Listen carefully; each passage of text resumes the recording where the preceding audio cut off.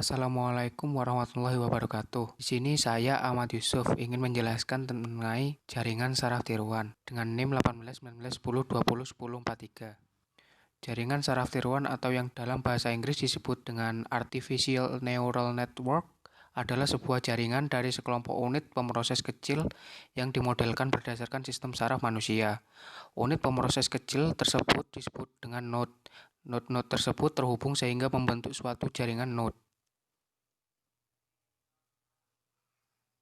Nah, di sini ada 3 perbedaan di mana tempat penyimpanan informasi. Pada komputer, tempat menyimpan informasi terdapat pada lokasi tertentu, misalnya hard disk, RAM, atau yang sebagainya. Nah, pada jaringan saraf biologis kita, memori atau informasi tersimpan pada koneksi neuron di dalam otak. Jaringan saraf tiruan ingin meniru sistem saraf biologis ini. Neural network atau jaringan saraf dapat digambarkan sebagai diagram berikut. Di sini ada diagramnya ya. X itu merupakan input.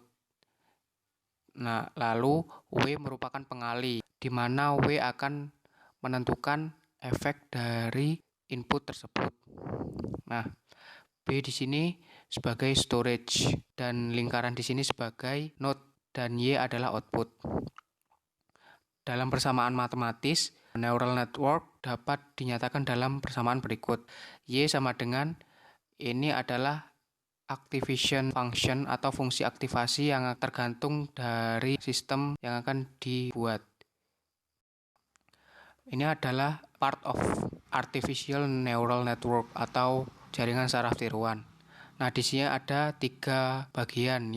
Bagian yang pertama adalah bagian input, di mana bagian input ini tidak bisa mengolah data dan hanya bisa menerima data dari luar. Sedangkan hidden layer ini adalah bagian pemroses data yang dari inputnya. Nah, lalu akan ditransfer ke output layer. Di sini output layer berfungsi untuk mengeluarkan hasil dari hidden layer yang sudah ada. Di sini ada supervised learning. Supervised learning adalah salah satu metode dalam membentuk metode neuron dengan cara seperti menemukan solusi yang tepat dengan jawaban yang sudah diketahui sebenarnya dan berpikir layaknya neural network. Nah, ada beberapa tahap dalam menempuh metode ini. Tahap 1 yaitu inisialisasi pengali atau beban. Tahap ini digunakan untuk menentukan persentase mana data yang bisa dipengaruhi keluaran output dan seberapa besar pengaruhnya. Kalkulasi error. Tahap ini digunakan dalam kalkulasi error dari output dan proses evaluasi. Dan yang ketiga adalah penyesuaian beban terhadap error. Jika error sudah diketahui, maka selanjutnya mengubah atau menyesuaikan beban pengali sehingga membuat nilai error menjadi semakin kecil dan mengulangi proses hingga mendapat error yang kecil. Nah, di sini ada adjustment weight. Dalam menyesuaikan beban terhadap error, terdapat beberapa metode yang dapat digunakan. Metode yang pertama adalah metode SGD atau Stochastic Gradient Descent. Metode ini akan mengupdate dari weight dan menyesuaikan dari weight yang telah diperbarui dan menyesuaikan setiap saat hingga setiap pengulangan akan menjadikan error semakin kecil. Metode ini memiliki kelemahan menguras banyak waktu, namun hasil yang dikeluarkan memiliki error yang sangat kecil. Yang kedua adalah metode batch. Metode batch adalah metode adjustment weight yang akan menghitung nilai rata-rata perubahan weight dan akan memperbarui nilai dari pengali atau beban sesudah seluruh pengulangan selesai. Metode ini memerlukan waktu yang sedikit namun keluarannya bisa memiliki error yang masih besar. Metode yang ketiga adalah mini batch. Metode ini adalah gabungan antara SGD dan metode batch. Metode ini menjadi solusi jika pengulangan yang akan dilakukan sangat banyak. Misal 100 kali pengulangan, maka metode ini akan membaginya dalam beberapa titik. Lalu, misal 20 kali pengulangan akan menghitung nilai rata-rata pengulangan yang sudah dilakukan. Setelah itu akan mengupdate-nya setelah setiap 20 kali pengulangan.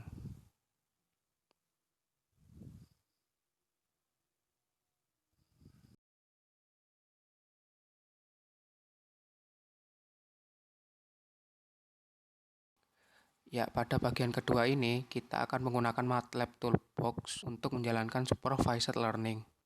Pada supervised learning terdapat 4 script yang dibutuhkan untuk menjalankannya.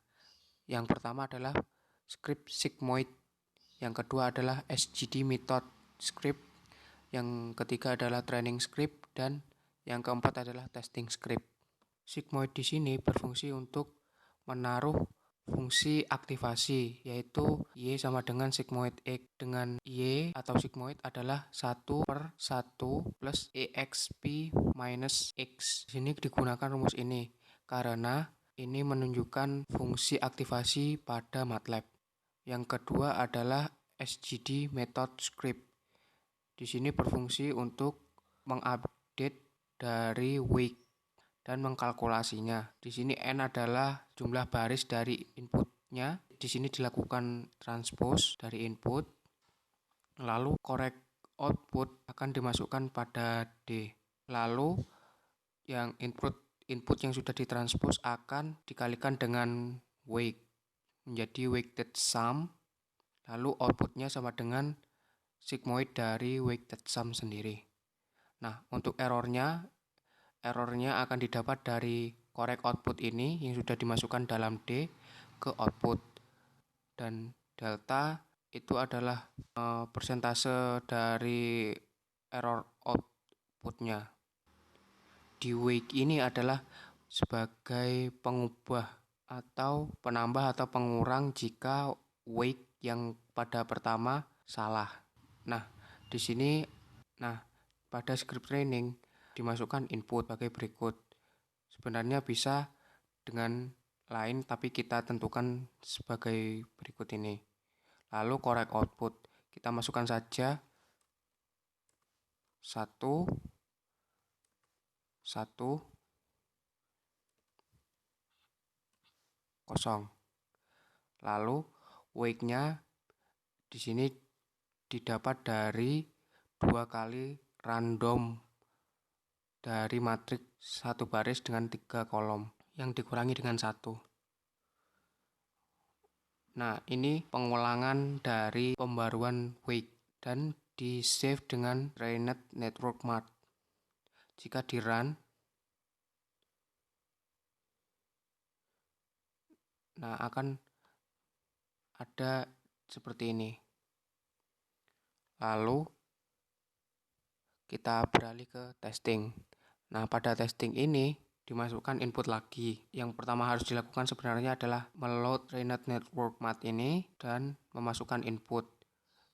N sama dengan 4 ini adalah jumlah baris dari input ini.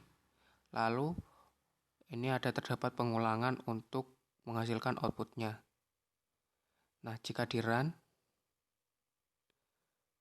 dapat dilihat nilai yang ada di sini mendekati dari correct output yang sudah dimasukkan pada training. 0,9867 jika dibulatkan menjadi 1, outputnya ini sempurna, yaitu 1. Output ketiga 0,0153, hampir mendekati 0.